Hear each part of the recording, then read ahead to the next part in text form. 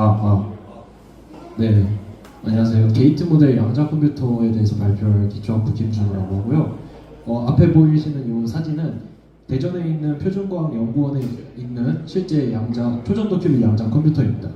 네, 좌측에 보이시는 이 챔버 안에 양자 컴퓨팅 큐빗이 들어가 있고 그 온도는 수 미리 켈빈 정도 됩니다. 매우 차갑고요. 그 가운데 있는 건 이제 그 모형이에요. 왜냐면 이렇게 꺼내놓으면 안 되니까 상온에다가. 그리고 우측에 보이시는 이 여러 일렉트로닉스들은 여기에 작은 큐빗이 이제 성균관대학교에서 만든 게 들어가는데 여기에다가 전기 신호를 넣어주고 그걸 또 읽어내는 여러 장비들이 이렇게 있고요. 그리고 여기 뒤에는 이제 냉각 장치가 있습니다. 그래서 우리가 초전도 큐빗 양자 컴퓨터라고 할 때는 여기 큐빗 하나만을 양자 컴퓨터라고 하는 게 아니라 이 전체 시스템이 다 필요하기 때문에 이 전체를 양자 컴퓨터라고 부르게 됩니다. 네. 네, 양자 기술은 제가 그냥 비빔밥에 비유를 해봤는데요. 굉장히 다양한 분야가 들어가 있습니다. 그래서 양자 기술을 한다라고 말하는데 사실 무의미할 정도로 굉장히 다양한 분야가 있는데요.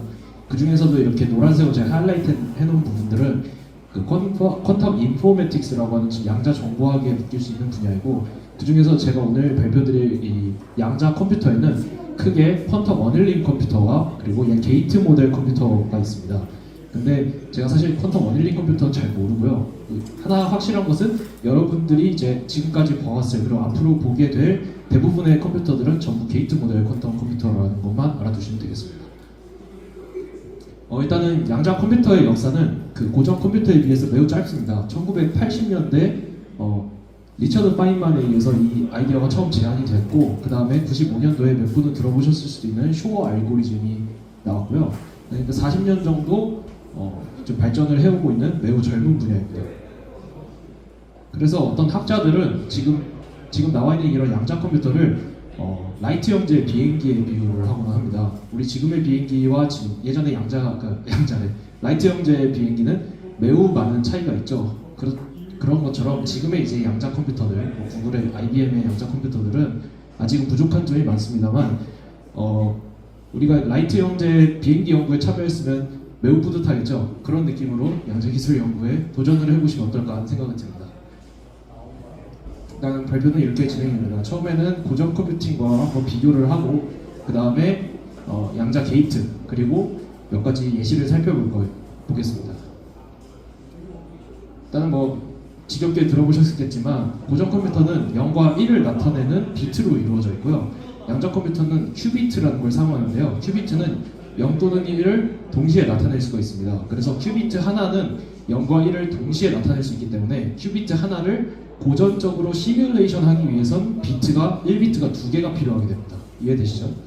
자, 그러면 큐비트가 두 개가 된다면 어떨까요? 각각의 큐비트는 0 또는 1을 동시에 나타낼 수 있기 때문에 이 2개의 큐비트가 한 번에 나타낼 수 있는 컨피규레이션은 4개가 되겠죠. 2의 제곱이 돼서요. 그러면 요거를 고전적으로 시뮬레이션 하기 위해선 두 개의 비트가 총 4쌍이 필요하게 됩니다. 왜냐하면 비트는 한 번에 하나의 경우만 표현할 수밖에 없으니까요. 자, 그러면 큐비트의 개수를 점점 늘려보겠습니다. 3개의 큐비트가 있으면 2의 3승쌍이 필요하겠죠. 그럼 n 큐빗이 되면 2의 n승쌍이 필요하게 됩니다. 이 n이 커지면 커질수록 양자 컴퓨터 하나를 시뮬레이션을 고전적으로 하는데 필요한 정보량이 어마어마해진다는 거고 이게 얼마나 무서운 숫자냐면 큐비트 30개 양자 컴퓨터를 시뮬레이션 하기 위해선 랩탑 한 대면 충분합니다. 근데 큐비트가 20개만 늘어나더라도 지금 인류가 갖고 있는 가장 성능이 좋은 슈퍼컴퓨터가 필요하고요. 그리고 30개가 늘어난다면 지구에 있는 모든 컴퓨터를 가져와야 하고 그리고 큐빗 160개면 지구에 있는 모든 실리콘 아톰을 연산에 사용을 해야 합니다. 그리고 큐비트가 300개가 되면 우주에 있는 모든 원자를 연산에 사용해도 양자 컴퓨터를 시뮬레이션 할 수 없게 됩니다. 아날로그와 디지털에 대해서 잠깐 설명드리겠습니다. 아날로그 컴퓨팅과 디지털 컴퓨팅의 차이는 뭘까요? 다양한 차이가 있겠지만 아날로그 컴퓨터는 변수가 연속적이고 디지털은 이산적인 변수를 사용합니다. 연속적인 변수라면 전압같이 이렇게 연속적으로 변하는 값이고요. 여기 옆에 보이는 ENIAC이라는 최초의 컴퓨터는 진공관을 사용하기 때문에 아날로그 컴퓨터고 이 아날로그 컴퓨터의 내부는 여러분들이 보셨을 이런 불 연산자로 이루어져 있게 됩니다. 불 로직 게이트로 이루어져 있고 AND 게이트, OR 게이트, NOT 게이트 많이들 보셨죠? 양자 컴퓨터도 이런 양자 퀀텀 게이트라는 걸로 이루어져 있습니다. 물론 고전 컴퓨터에 1대1 대응되지는 않습니다. 똑같이 AND 게이트, OR 게이트, NOT 게이트가 있는 건 아니고 공부해 보시면 알겠지만 뭐 C NOT 게이트나 C G 게이트 같은 것들이 있습니다. 근데 여기서 중요한 점은 하나 예시를 한번 보여드릴게요. 그러니까 클래시컬 NOT 게이트는 이제 양자에서도 비슷하게 구현이 되는데요. NOT 게이트가 뭐예요? 0이 들어오면 1 내뱉고 1이 들어오면 0을 내뱉어야 되잖아요. 자, 근데 큐비트는 요 스핀 방향을 0, 1로 설정을 합니다. 0이고 1이에요. 그러면은 위쪽 스핀이 들어왔을 때 걔를 아래로 내뱉으려면 이 큐비트를 어떻게 회전시키면 될까요? Z축을 기준으로 위를 보고 있으면 X축이나 Y축을 기준으로 180도 돌리면 되겠죠. 그래서 양자에서의 NOT 게이트는 X 게이트입니다. X 게이트라는 건 X 액시스를 기준으로 파이만큼 회전시키는 게이트예요. 그 회전은 어떻게 시키냐면 물리적으로는 어떤 일렉트로매그네틱 펄스를 쏘아주면 그 큐빗의 회전 방향이 바뀌게 됩니다. 이런 게 궁금하신 분들은 양자 정보학 그리고 원자 물리학을 공부하시면 되겠습니다. 근데 중요한 점은 그럼 양자 컴퓨터는 디지털 컴퓨터냐 아날로그 컴퓨터냐 이렇게 질문을 할 수가 있겠죠. 모든 양자 컴퓨터는 근본적으로 아날로그 컴퓨터입니다. 그 이유는 큐빗의 회전 방향이라는 게 연속적이기 때문이죠. 그래서 이 게이트는 방금 말씀드렸듯이 마이크로파, 전자기파 마이크로파를 조사를 하고요. 왜 굳이 마이크로파냐면 보통 원자의 에너지 레벨을 이용해서 이제 거기에다 대응을 시키는데 0과 1을 그 에너지 갭 사이 그 에너지 갭이 보통 전자기파 마이크로파 정도일 것이 해당을 해서 마이크로파를 써주면 이제 전자의 전이와 방출 같은 게 일어나기 때문에 그렇습니다. 여튼간에 근데 이런 질문을 할 수 있어요. 조금 전에 스핀을 이제 0, 1을 해가지고 그러니까 디스크릿하게 0, 1을 쓰지 않았냐 이런 질문을 할 수가 있어요. 근데 맞습니다. 그걸 퀀텀 디지털 컴퓨터라고 하는데 얘도 근본적으로는 아날로그다 이거예요. 아날로그 컴퓨터에 어떤 아날로그 투 디지털 컨버터 레이어가 하나 들어가 있는 그 통째를 디지털 컴퓨터다 이렇게 볼 수가 있습니다. 퀀텀 디지털 컴퓨터. 네. 그럼 이제 양자 컴퓨터를 실제로 이제 어떻게 만드냐? 어떻게 만들 수가 있을까요? 디 빈센조 조건이라는 게 있습니다. 이게 뭐냐면 우리가 양자 컴퓨터를 실제로 만들기 위해서 필요한 최소한의 조건이에요. 최소한의 조건이고 5개 한번 볼까요? 로버스트, 노이즈에 강하고 그걸 대량 생산할 수 있는 큐빅. 두 번째, 초기화가 정확해야 돼요. 초기화라는 거는 우리가 코딩해 보신 분들도 처음에 변수 초기화를 해야 되잖아요. 초기의 변수가 초기값을 정확하지 않으면 우리가 어떤 변화를 가했을 때 나오는 아웃풋을 믿을 수가 없겠죠. 신뢰할 수가 없겠죠. 자, 그리고 세 번째, 상태가 오래 유지되는. 이거는 큐빗의 상태가 얘도 이제 열정 요동에 의해서 상태가 변할 수가 있습니다.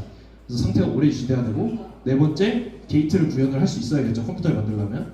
다섯 번째는 우리가 적절한 변형을 가했더라도 얘의 상태를 정확하게 알 수가 있어야 돼요. 그 메저먼트가 정확해야 합니다. 그래서 이제 이 정확해야 된다. 그러면은 이 정확도를 객관적으로 얘기를 할 수 있어야 될 거 아니에요. 수치적으로. 그래야 비교도 하고 할 수 있겠죠. 그래서 가장 중요한 fidelity,라는 용어가 있습니다. 이거 한국말로는 충실도인데 두 개의 양자 상태가 얼마나 비슷하냐를 나타내는 값이고요. 정의는 두 개의 양자 벡터의 내적의 제곱으로 정의가 됩니다. 그래서 0에서 1 사이의 값이 되고요. 그 엔지니어 하는 사람들은 0에서 1이 아니라 0에서 100 사이의 값으로 얘기를 합니다.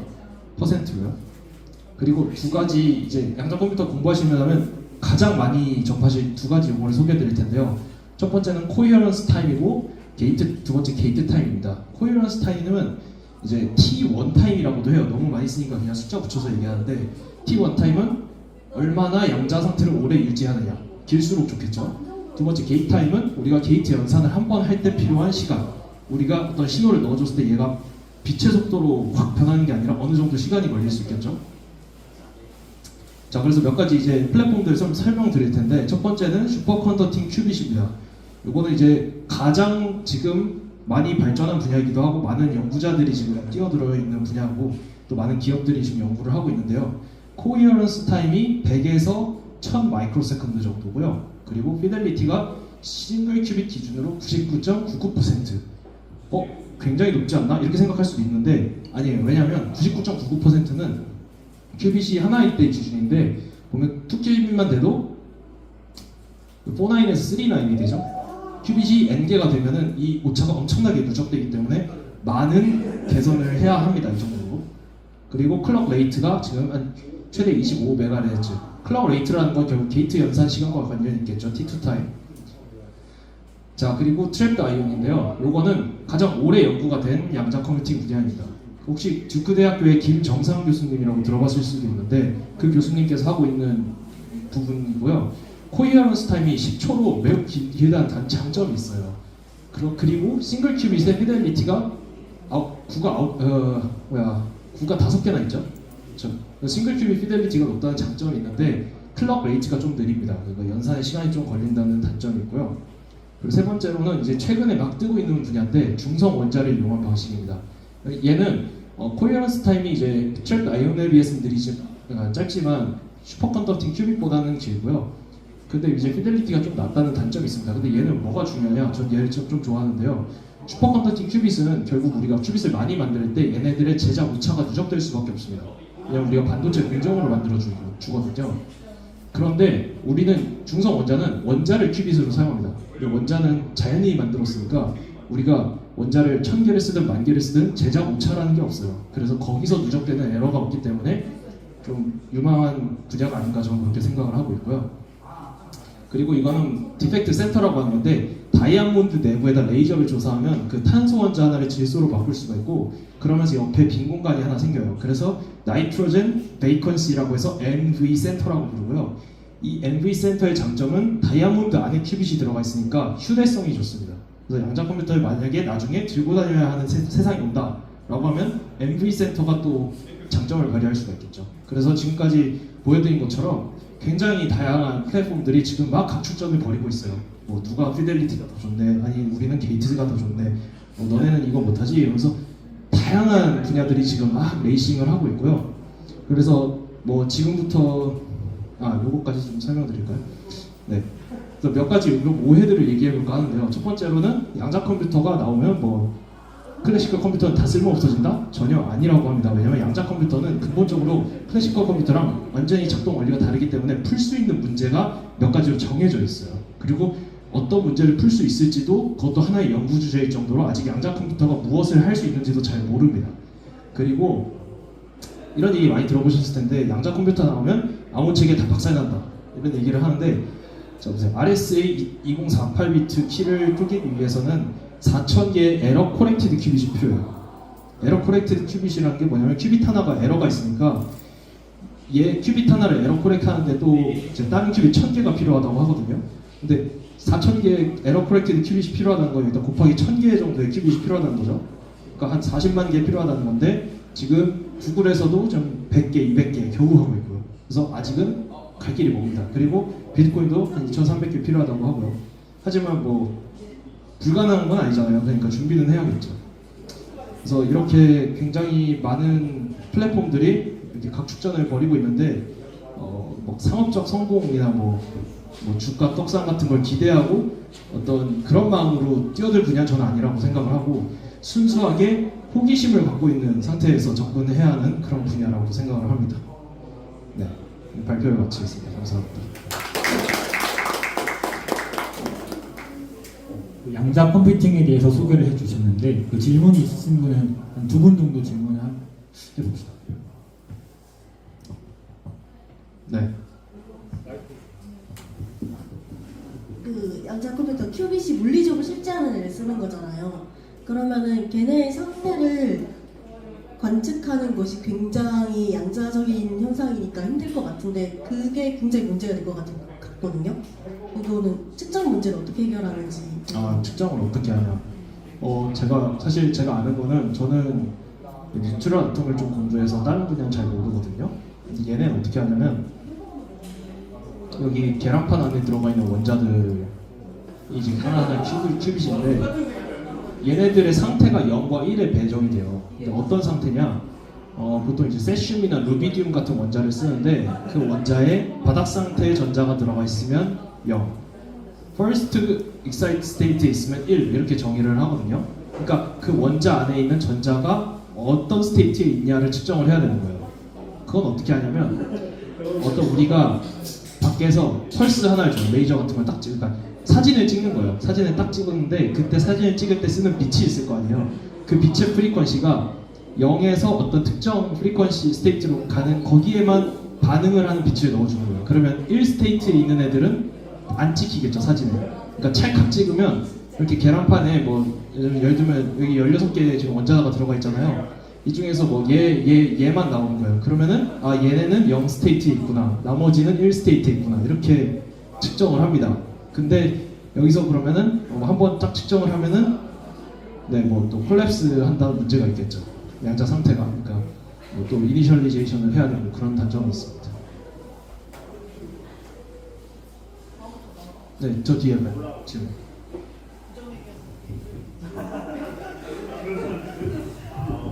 그러면 지금 네. 큐비트 스테이트를 컨트롤을 하는 게 중요한데 지금 큐빅 스테이트요. 네. 네네.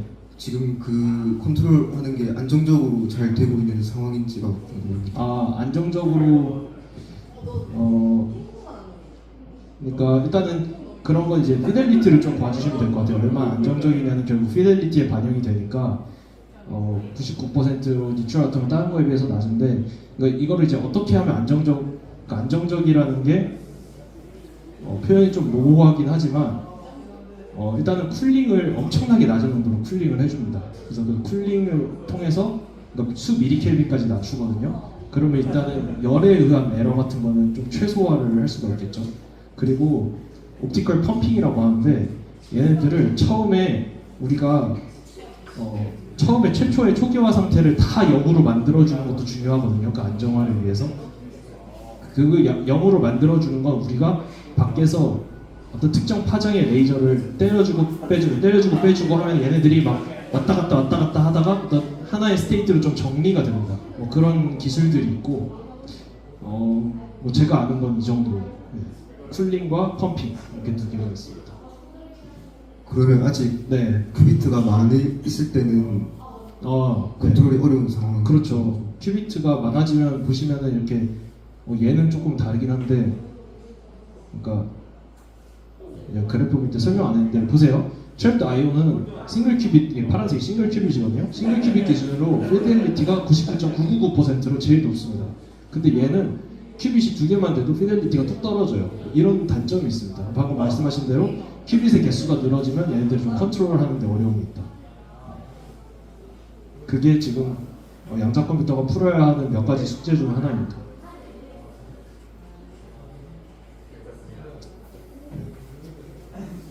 다음 발표 넘어갈까요? 다른 질문 혹시 있으신가요? 없으시면 그 다음 발표로 넘어가겠습니다. 이번에 그 파일을 계산하는 법에 대하여 발표를 하게 된 디오비탈 강광휘입니다. 그 혹시 선형 대수학을 들었다. 내가 행렬을 알고 있다. 그럼 행렬을 모른다. 혹시 손 들어주실 수 있나요? 아직 선형 대수를 안 들었다. 오케이. 해석역학을 안 들었다. 생각보다 많네요. 일단 죄송하다는 말씀부터 드리고 시작을 하겠습니다. 파일을 우리가 계산하는 방법이 되게 다양하잖아요.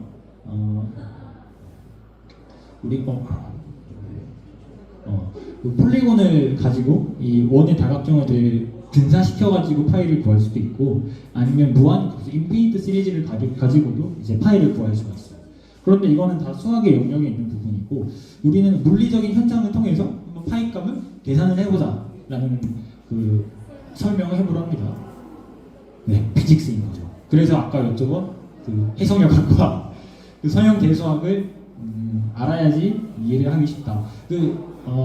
잘 모르시는 부분이 있으셔도 그냥 그렇구나 하고 그냥 따라오시면 될 것 같습니다. 그 쓰리블루 원 브라운이라는 유튜버 아시나요? 되게 유명한 유튜브죠. 수학적이고 물리적인 이야기들이 많이 등장을 하는데 혹시 이거 아시나요? 그 물체 충돌이 파이 값과 가까워지는 거. 네, 요거에 대해서 설명하려고 해요. 그 영상을 빨리 감기로 가져왔는데 한번 보고 가시죠. 30초 정도 됩니다. 만약에 1대 100의 질량비를 가지고 있으면 31번, 3.1에 31번, 1대 만이면 3.1, 4에 314번, 만약 1대 100만이면 3.141에 3141번 뭐 이렇게 쭉쭉쭉쭉 나와난다. 요거를 한번 설명을 해보려고 해요. 어떻게 저렇게 되는지.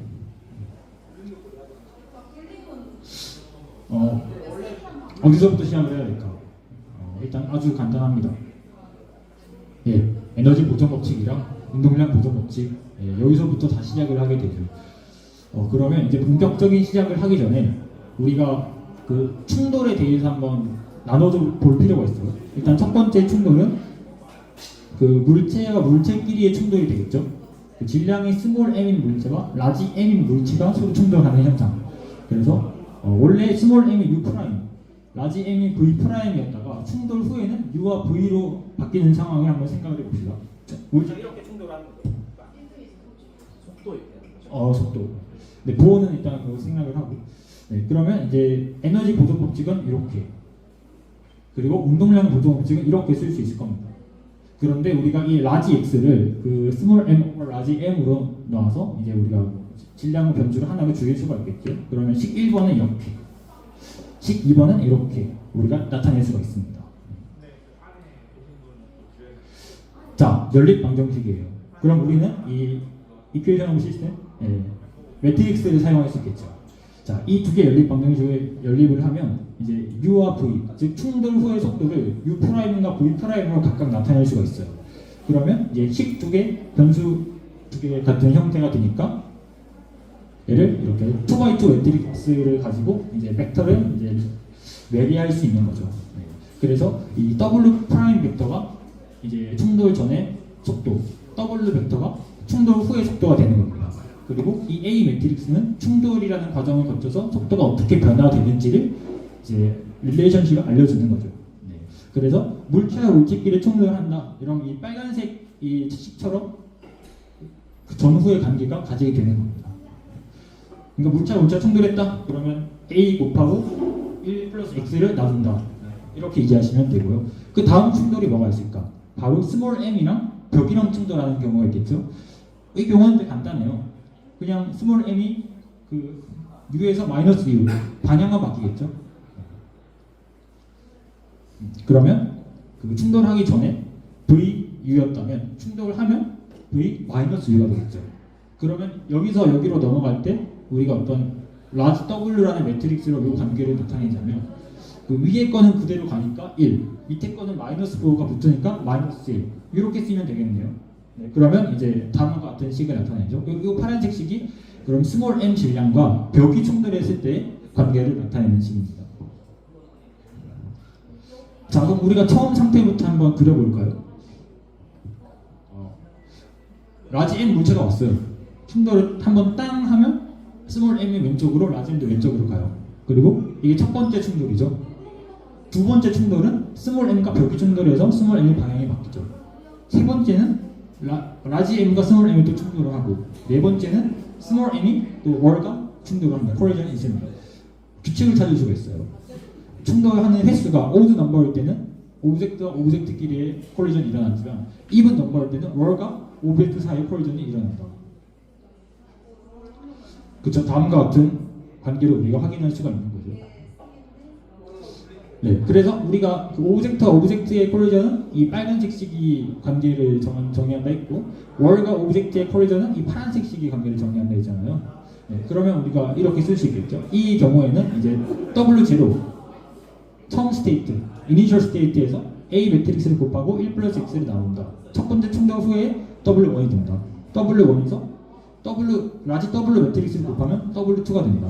이렇게 이제 우리가 몇 번 충돌하고 나서의 스테이트를 알 수가 있습니다. 자, 그러면 n이 오드일 때는 첫 번째를 보시면 이제 또 a를 곱한 거고, 세 번째를 볼까요? 세 번째 W3는 A2에 a를 곱한 거예요. A2가 뭐지? A1에 w를 곱한 거네. 그럼 A1에 WA를 곱하면 A3가 되겠네. 그쵸? 그럼 W3에다가 또 W랑 A를 곱하면 W5가 되겠네. 그래서 이제 이 W1에다가 WA 곱하면 W3, WA 곱하면 W5, WA 곱하면 W7 이렇게 쭉쭉쭉 가겠죠. 그래서 우리가 이 n이 오드일 때, n이 홀수일 때는 WN은 이제 다음과 같이 WA의 2분의 n-1승을 곱하면 우리가 구할 수가 있습니다. 오케이? 그리고 이제 우리가 이제 이분도 살펴봐야겠죠? 이분. 자, 두 번째. 그러면 두 번째 스테이트를 보면 W2잖아요. 얘는 어떨까? W0에서 A랑 W로 곱하면 W2가 되네요. 그럼 네 번째 스테이트는 W2에서 A랑 W를 곱해야겠네요. 그러면 얘는 W0 이니셜 스테이트에서 A 매트릭스 W 매트릭스를 곱하면 W2, 또 A랑 W를 곱하면 W4, A랑 W를 곱하면 W6, 이렇게 쭉쭉쭉 우리가 멀티플리케이션 해주면 n이 오드 이분일 때 WN을 구할 수가 있습니다. 오케이. 자, 그런데 이 A랑 W, W랑 N 너무 많이 등장해요. 이 물리학자들은 이 귀찮은 걸 싫어합니다. 두 개를 쓰는 것도 싫어요. 그냥 한 개로 이제 치환해버리겠습니다. 그래서 WA를 HOD, HO, AW를 HE1, HE로 치환을 할 거예요. 그러면 이제 매트릭스는 이렇게 쓸 수 있고, 뭐 W1은 이렇게 우리가 나타낼 수 있겠죠. 그래서 n이 오드일 때는 이제 WN에다가 1 플러스 X분의 HOD를 곱하면 WN 플러스 1을 구할 수 있다. 어떤 이 제비 함수를 알 수가 있는 거죠. 그리고 N이 2분일 때는 이제 HE를 곱해줘야 된다. 요거 두 개 케이스를 우리가 분리해서 생각을 하는 거예요. 자, 그런데 이제 여기서 선형 대수학이 좀 더 가미가 됩니다. 그 HO랑 HE 보시면 이렇게 돼 있어요. 우리 23학번 친구 있을까요? 23학번 그 선형 대수학 들으셨죠? 아닌가요? 근데 이제 매트릭스 멀티플리케이션 배웠죠? 들으신 분들은? 그러면 우리가 만약에 이 매트릭스랑 이 매트릭스를 곱하면 요거 곱하기 요거 더하기 요거 곱하기 요거 뭐 이런 식으로 연산이 생기잖아요. 그러면 n번 만약에 곱해야 돼. n번. 그럼 연산을 엄청 많이 해야 되겠네요. 그럼 우리가 지금 손으로 풀 수가 없겠죠? n번 하는 연산을. 그래서 간단하게 문제를 풀기 위해서 우리가 HO와 HE 두 매트릭스를 이런 그 대각행렬만 존재하는 이 매트릭스로 다이고널라이즈를 할 거예요. 이렇게 바꿔주는데요. 이 과정은 이제 다이고널라이즈라고 합니다. 그래서 어떤 P 매트릭스와 P 인버스 매트릭스에 의해서 우리가 알고 있는 H 매트릭스가 이제 이 대각 다이고널 텀만 존재하는 D 매트릭스의 형태로 존재하게 되는 겁니다. 만약 이렇게 되면 이제 A와 A분의 1을 곱하면 1이 되죠. 그 매트릭스도 마찬가지로 P랑 P 인버스를 곱하면 아이덴티티가 됩니다. 1이 된다는 거고요. 그러면 H를 이렇게 나타낼 수 있다고 했을 때 HN은 어떻게 될까? 얘를 n번 곱하면 되겠죠? n번. 그런데 P-1가 P가 1이 돼요. 여기도 1이 돼요. 그럼 가운데에 있는 P와 P-1이 다 사라지겠네요. 그러면 P, 가장 앞에 있는 P, 그 다음에 이걸 D가 N개겠죠? n번 곱했으니까 N 타임스 멀티플리케이션 했으니까 D에 타워 N 그리고 P 인버스 매트릭스 가장 마지막에 있는 거예요. 우리가 이렇게 간단하게 나타낼 수 있겠죠? 그런데 D 매트릭스는 재밌는 게 이 다이고널 텀밖에 존재하지 않아요. 그럼 D 매트릭스에 D 매트릭스를 곱하면 어떻게 될까? D 제곱은. 그러면 D 제곱은 람다 플러스의 제곱, 람다 마이너스의 제곱. D의 세제곱은 람다 플러스의 세제곱, 람다 마이너스의 세제곱. D의 n승은 람다 플러스의 n승, 람다 마이너스의 n승. 이 정도면 우리가 계산할 수 있을 것 같은데, 그렇죠? 그래서 우리가 이거를 다이고널라이즈를 해서 이런 형태로 바꿔주는 겁니다. 이제 색깔 놀이를 좀 할 거예요. 색칠 놀이인데, 그래서 우리가 HOD와 HE분은 각각 다이고널라이즈를 나타내야겠죠. 우리가 해야 되는 스텝이죠. 네, 뭐 이렇게 나타낼 수 있습니다. 뭐 이거 하는 거는 이제 여기서 설명하는 건 예의가 아니라 생각해서 간단하게 나타냈고요. 그래서 P 플러스, P 마이너스는 이런 형태. 얘의 인버스 매트릭스가 이렇게. 그리고 D 매트릭스가 이렇게. 다이고널라이즈. 여기 보시면 이제 1,1, 2,2 엔트리. 대각행렬만 이제 존재하죠. 그리고 이 뭐 람다 플러스 마이너스를 이제 우리가 뭐 싱귤러 밸류라고도 하는데 얘를 이제 뭐 세타 제로를 통해서 이렇게 나타낼 수가 있습니다. 네, 우리가 이렇게 나타낼 수 있다는 거죠. 그러면 대입을 해볼까요? HO의 제곱이잖아요. n-2 제곱인데 그러면 여기다가 P 플러스 D의 n-2 P 플러스 인버스 이런 형태로 존재를 할 거고 밑에는 그대로 가고 그러면 HE분은 마찬가지로 얘는 P-죠. P-D의 2분의 N, P-인버스 이런 형태로 될 겁니다. 그런데 우리가 오드와 이분을 나누는데 이 두 개의 케이스에서 되게 공통적인 걸 형태를 볼 수가 있죠. 밑에 분모는 1 플러스 X에 몇승 분자는 P, D 몇승 P 이런 텀을 이제 우리가 R이라는 매트릭스로 치환을 해서 그 물리학자들이 귀찮은 거 진짜 싫어하거든요.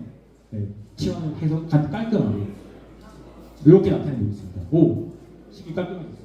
네. 자, 그러면 이제 R 플러스 마이너스 N 매트릭스가 어떤 거냐? 우리가 계산을 해볼 수 있겠죠. 왜냐하면 P 플러스 마이너스 다 알고 있잖아요.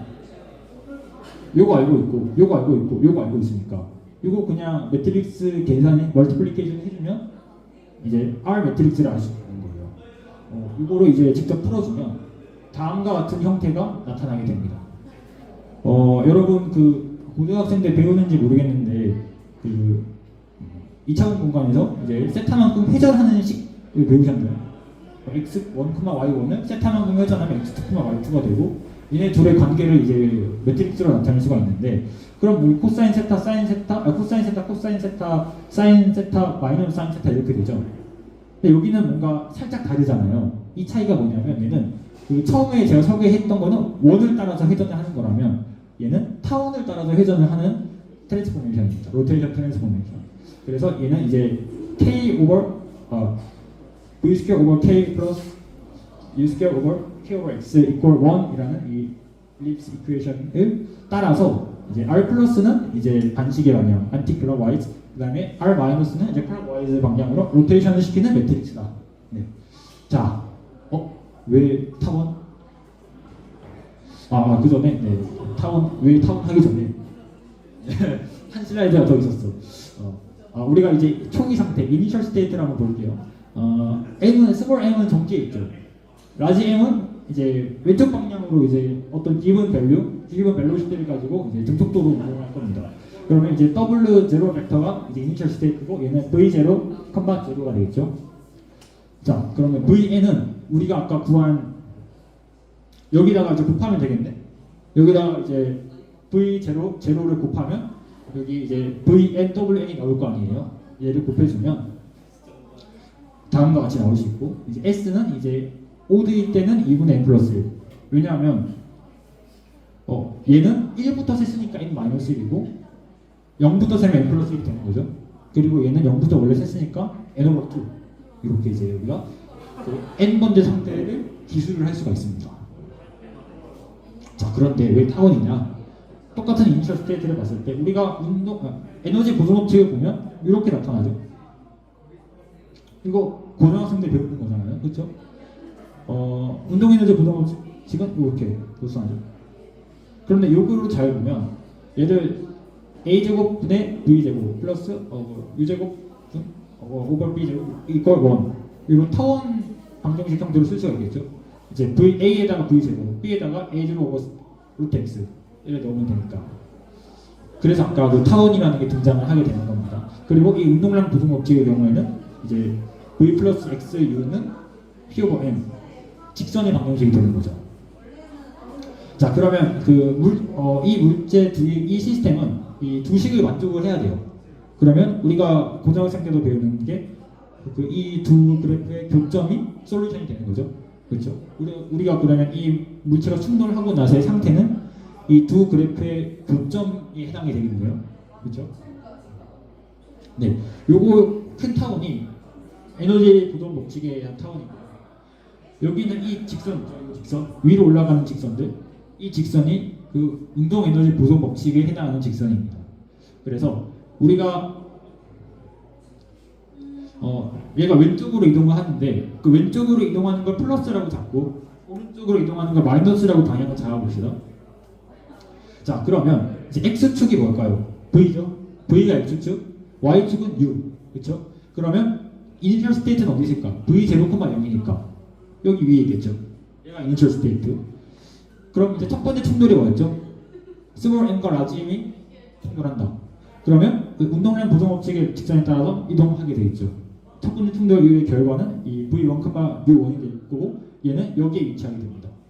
두 번째 충돌이 뭐였죠? 벽과 월 그리고 스몰 m이 충돌을 하겠죠. 그러면 여기서는 그 스몰 m의 속도가 u잖아요. 그럼 u의 속도의 방향이 반대가 되니까 마이너스를 붙이면 되겠네요. 그러면 위에 그 V축을 기준으로 대칭을 시키면 되겠죠. 그러면 두 번째 충돌이 하고 나서 스테이트는 이 첫 번째 스테이트에서 대칭이 된 여기 밑에 부분에 찍히게 되겠죠. 얘가 세컨드 스테이트. 그럼 세 번째는 또 이제 운동량 부정업적의 직선과의 교점. 네 번째는 벽과 충돌인 대칭. 다섯 번째는 또 직선. 그럼 이렇게 계속 점이 찍히게 되는 거예요. 그래서 여기 위쪽에 찍히는 점들은 n이 오드일 때의 콜리전, 그다음 밑에 찍히는 점들은 n 이분일 때의 콜리전이 되는 거예요. 자, 그러면 언제까지 충돌을 할까? 계속 충돌을 하진 않잖아요. 아까 영상에도 봤듯이 끝이 있단 말이에요. 어디가 끝일까? 자, 스몰 m과 라지 m이 충돌을 딱 하고 더 이상 충돌을 안 하면 되겠죠. 네, 그렇죠. 그리고 스몰 m도 오른쪽으로 가겠죠. 충돌을 하고. 왜냐 왼쪽으로 가면 한 번 더 벽이랑 충돌할 테니까 걔는 끝이 아니잖아요. 그러면 이제 왼쪽으로 레프트 사이드가 이제 플러스 x, 그리고 라이트 사이드가 마이너스 x 우리가 디파인 했기 때문에 n번 충돌 후의 스테이트 vn과 un은 모두 이제 rather than 0, 0보다 작아야 합니다. 그리고 속도의 크기는 속력은 어떻게 될까? 당연히 vn이 un보다 커야겠죠. 그래야 다시 안 만나겠지. 네, 그래서 이 상태일 때 스탑하게 되는 거죠. 그러면 이 그래프에서는 어디 상에 위치할까요? 자, 위에가 오드 콜리전이에요. 물체와 물체끼리 충돌을 하고 나서의 스테이트는 위에 찍혀요. 탁탁탁탁탁 찍히겠죠. 그런데 U와 V가 0보다 더 작아야 돼요. 그 영역이 위치하는 곳은 이제 3, 4분면이 되겠죠. 썰드, 쿼터 오고 3, 4분면. 그러면 오드 콜리전 후에 찍히는 점들이 딱딱딱딱딱딱딱 찍히다가 마지막으로 여기 딱 찍히면 스탑하겠죠. 물체와 물체와 충돌을 한 점이 찍히는 게 위에 부분인데 그 부분이 3, 4분면에 딱 찍히면, 그러니까 1, 4분면을 거쳐서 2, 4분면을 지나서 3, 4분면까지 갈 거란 말이에요. 근데 그 3, 4분면에 딱 찍히면 이때 충돌을 멈추게 되는 겁니다.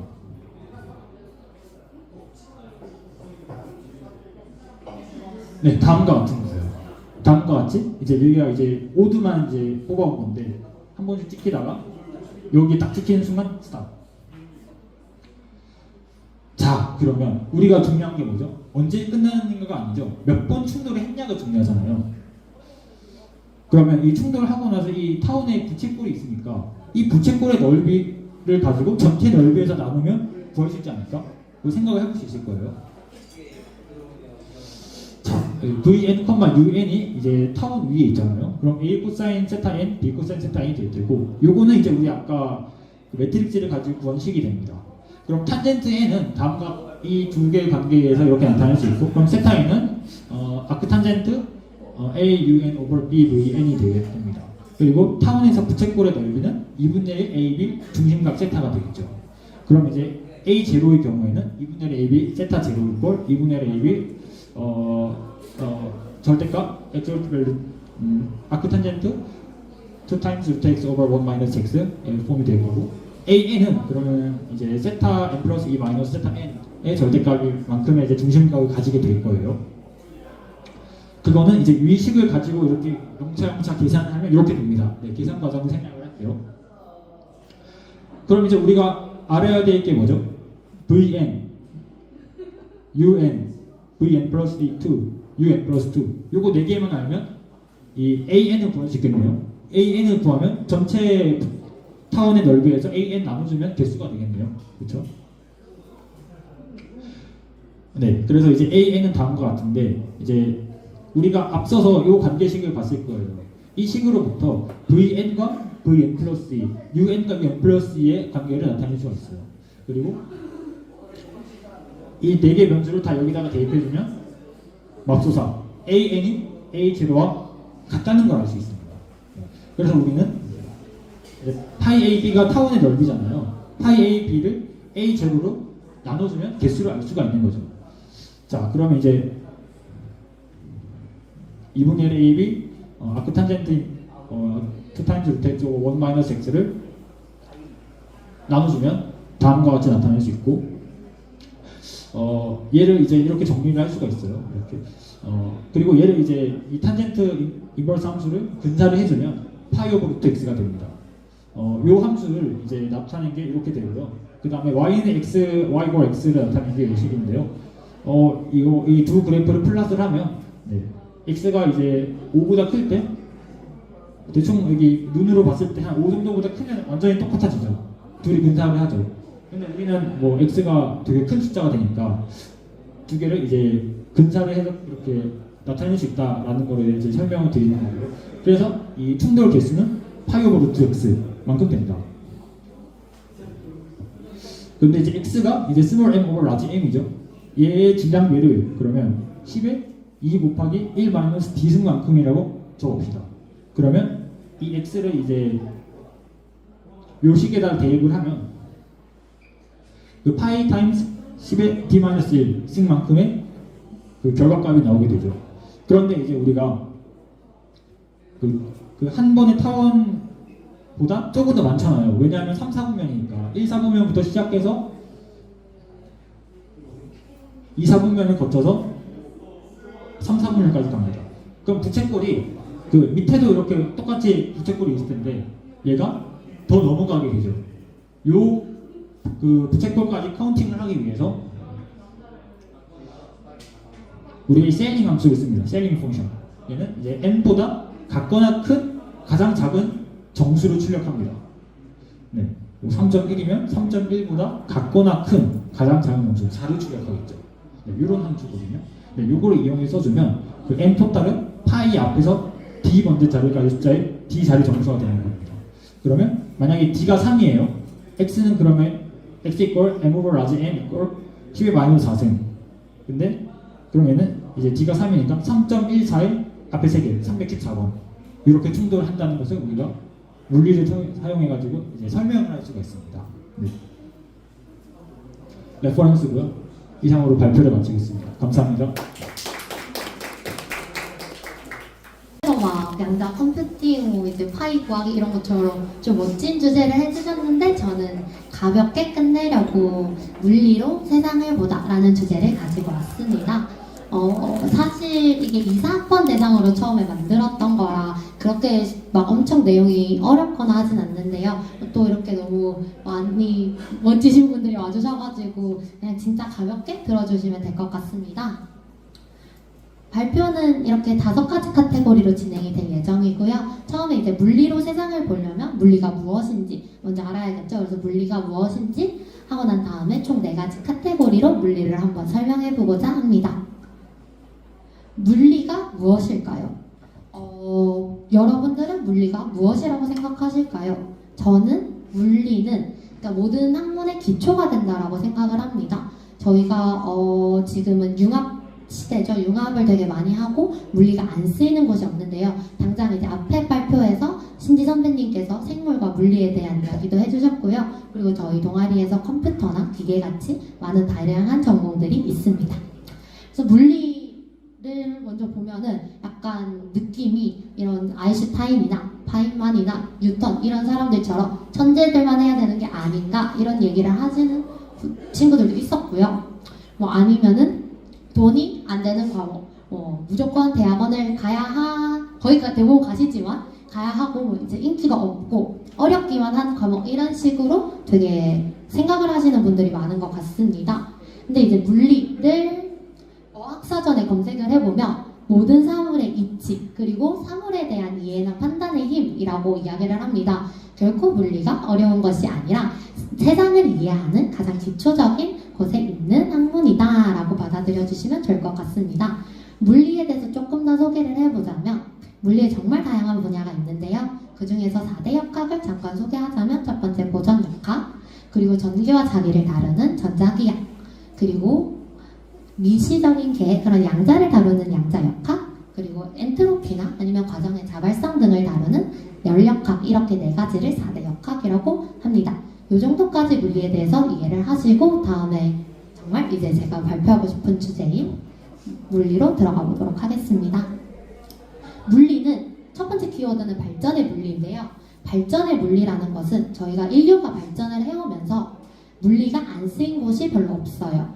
어떠한 되게 획기적인 발명품에도 물리적 그런 것들이 들어가지고 있습니다. 그래서 첫 번째로 가져온 것이 도르래입니다. 거중기 다들 한 번씩 들어보셨을 텐데요. 수원화정을 증축할 때 사용됐던 기구죠.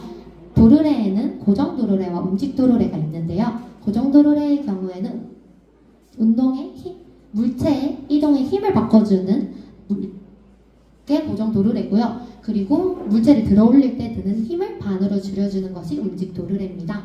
그래서 이걸 이용해서 거중기가 뭔가 돌 같은 것을 들 때 조금 더 쉽게 들 수 있도록 했습니다. 그리고 다음으로 발전을 할 때 산업혁명하면 안 빠지는 거죠. 증기기관입니다. 증기기관의 경우에는 수증기의 열을 이용해서 피스톤을 움직여 바퀴를 굴리는 형태의 발명품입니다. 그리고 네, 그렇습니다. 이렇게 물리가 되게 간단하게 소개를 했는데 지금 현재 양자를 이용해서 트랜지스터나 아까 앞에서 발표해 주셨던 양자 컴퓨터 이런 것들도 다 인류가 발전하는데 물리가 이루어진 결과라고 생각합니다. 두 번째 카테고리는 일상의 물리인데요. 저희가 그렇게 인류의 발전에도 물리가 사용이 되었지만 저희 일상생활 속에서도 물리가 들어가 있습니다. 대표적으로 아마 오늘도 사용을 하셨을 거고 어제도 사용을 하셨을 거고 앞으로도 사용을 하실 전자레인지입니다. 전자레인지가 마이크로파에서 마이크로파를 이용하여 진동을 이용한다는 사실까지는 알고 계실 텐데요. 여기 보이시는 이극관이라고 하는 불리는 일종의 진공관이 자전관입니다. 이 원통형 양극에서 중심축에 있는 음극에서 전자가 나오고 수직으로 자기장을 걸면은 전압에 의해서 음극에서 전자가 나오고 그것이 양극에 닿지 않을 정도로 하면서 전자가 진동을 하게 됩니다. 그리고 이것을 컨트롤하면은 전자레인지에서 음식이 데워지게 됩니다. 그리고 전자레인지 하면은 220V를 보통 사용을 하죠. 우리나라의 경우에는 220V를 사용하는데요. 이것 또한 변전소에서부터 출발해서 변압기를 이용해서 전기를 220V 받게 됩니다. 네, 그 다음으로는 저희가 아플 때 꼭 체온을 한 번씩 재죠. 그리고 얼마 전까지 코로나일 때 이런 전자 체온계들을 많이 사용을 하셨을 텐데요. 여기 사용되는 것이 NTC 서미스터가 있습니다. NTC 서미스터는 옆에 보이시는 그래프처럼 온도가 높아질수록 저항이 낮아지는데요. 이 정도를 저 NTC 서미스터가 측정을 하고 그 다음에 그 측정한 결과를 따라서 이렇게 디지털로 자신의 체온을 보여주는 데 사용이 되고 있습니다. 네, 그렇고 다음으로 소개해드릴 카테고리는 세상의 물리입니다.